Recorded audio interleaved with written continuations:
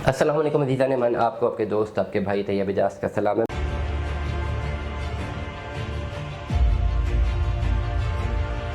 50 to 60 lakh की valuation है, तो 2017 में आपको एक अपार्टमेंट मिल सकता है। वो अपार्टमेंट आपको रेजिडेंशियल पर्पस के लिए भी आप इस्तेमाल कर सकते हैं, बट कमर्शियल के लिए भी कर सकते हैं। किसी ऑफिस वगैरह को भी आप रेंट आउट कर सकते हैं। रेंटल वैल्यू आपको हार्डली 15 से 20 हज़ार रुपये आएगी, लेकिन आपके पास एक टेंजिबल एसेट बन जाएगा B17 मल्टी गार्डन्स में। हाँ, अगर आपने बहुत फ्रंट पे आके लेना है तो 70-80 लाख रुपए तक, 85 लाख रुपए तक आप एक 2 बेड अपार्टमेंट ले सकते हैं B17 में, जिसको आप रेंट आउट कर सकते हैं फैमिली को। अब ये बड़ी ज़बरदस्त चीज़ है कि 50-60 लाख वाला जो अपार्टमेंट है वो इस एज सच अट्रैक्ट नहीं करता फैमिलीज़ को, लेकिन ये जो अपार्टमेंट है आपका 80 लाख 85 लाख में जो मेन बुलेवार्ड में आपको मिलता डेट अट्रैक्ट्स, क्योंकि B17 अब पूरा एक शहर आबाद हो चुका हुआ है और वहाँ पे बहुत सारी ऐसी फैमिलीज़ हैं जो रेंट पे रहना चाहती हैं, और रेंटल वैल्यू 35-40 हज़ार रुपये भी वहाँ पे बेहतर है। 30 हज़ार से लेकर 40 हज़ार तक की रेंटल वैल्यू अच्छी रेंटल वैल्यू है, इतनी ज़्यादा फैसिलिटीज़ और इतनी ज़्यादा मेन लोकेशन होने की वजह से।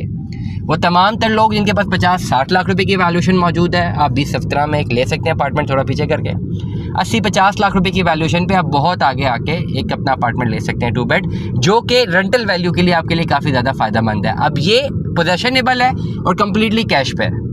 B17 में अगर आपने कोई भी अपार्टमेंट लेना है और आप इंस्टॉलमेंट्स पे लेना चाह रहे हैं, मैं बड़ी क्लैरिटी के साथ बता रहा हूँ, वो फाइल है। हो सकता है वो फाइल के अगेंस्ट जो भी प्लाजा है, जो भी हाई राइज है, वो बंद रहा हो, डेट्स अनदर पॉइंट, लेकिन ज़्यादातर B17 में इस पर्टिकुलर डायमेंशन में फ्रॉड्स देखे गए हैं। ज़्यादातर, मैं ये नहीं कहता कि सारे फ्रॉड हैं, I don't say that, but yet ज़्यादातर देखे गए हैं, ज़्यादातर मसाइल देखे गए। मैं B17 में एक जिरगे में मौजूद था, एक फैसल टाउन फेज़ 2 की कुछ पेमेंट्स का इशू था, तो वहाँ पे जिरगे में अगले बैठे हुए थे, तो वो बता रहे थे जिरगा करने वाले कि भाई ज़्यादातर B17 में हमारे पास केसेस आ रहे हैं कि लोग हाई राइज के लिए फाइलें शाइलें भेज देते हैं, बाद में हाई राइज भी गया, प्लॉट भी गया, ज़्यादातर लोगों को फाइलें बेची में वो लोग आते हैं भाई हमसे पैसे लिए हैं, हमें जो है वो अपार्टमेंट नहीं दे रहे, तो क्या अपार्टमेंट दें, अपार्टमेंट होगा तो देंगे ना। तो ये आपको बड़ी क्लैरिटी के साथ मैं समझा रहा हूँ कि B17 में आपने इस चीज़ का ध्यान रखना है। बहुत सारे लोग ये कहते हैं जी हमें इंस्टॉलमेंट्स पे देने को चीज़, इंस्टॉलमेंट में पॉसिबिलिटी नहीं है, इंस्टॉलमेंट्स पे आपके पास कोई ऑप्शंस मौजूद नहीं है। आपको जो है ओवरऑल कैश पे जाना है। इंस्टॉलमेंट्स पे अगर जाना है तो नॉन पोजेशनेबल है। कोई डेवलपर इतना अच्छा नहीं है कि आपको चीज़ पकड़ा दे, हैंड ओवर कर दे कि जी आएँ बिस्मिल्लाह करें, बैठे अंदर और पैसे बाद में दें। ऐसी एक ऑप्शन फैसल टाउन फेज़ 2 ने ज़रूर लॉन्च की और वो 8 मरला के विलास लॉन्च किए, फैसल टाउन फेज़ 1 ने लॉन्च किए, फेज़ 1 में, लेकिन 1.5 करोड़ पे उसका आपने पैसे पेमेंट देनी है और अगला 1.5 करोड़ आपने 1 साल में क्लियर करना है।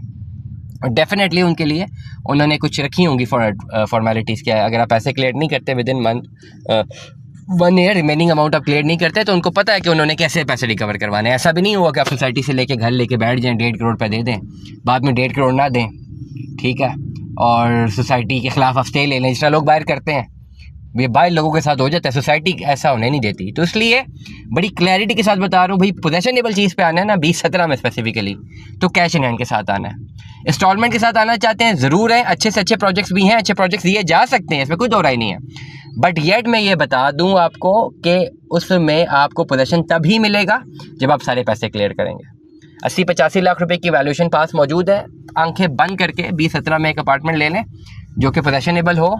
ये आपको मुस्तकबिल में फ़ायदा भी देगा, जब मार्केटें अच्छी होंगी, डेफिनेटली से बहुत पैसा बना के देना है आपको, और रेंटल वैल्यू देता रहेगा। डे 1 से ये प्रॉफिट में होगा, रेंटल वैल्यू डे 1 से ये प्रॉफिट में जाएगी। दुआ में याद रखिएगा, अपना बहुत सारा ख्याल रखिएगा। स्टे ट्यून विद अस, अल्लाह हाफ़िज़।